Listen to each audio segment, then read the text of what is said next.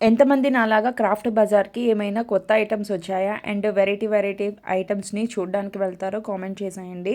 First అయితే నేను mud water bottle చూసేసాను. అండ్ మడ్ టీ కప్స్ అనమాట. నెక్స్ట్ టీ కలెక్షన్స్‌లో మినియేచర్ టీ కప్ సెట్ ఉన్నింది. అది చాలా క్యూట్‌గా ఉన్నిందనమాట. సో, కాస్ట్ వచ్చేసి ₹450 చెప్పారు. ఇక్కడ మనకి variety of tea cups collections అన్నీ క్రాఫ్ట్ బజార్‌లోనే అవైలబుల్‌గా ఉంటుంది. చాలా బావుంటుందనమాట.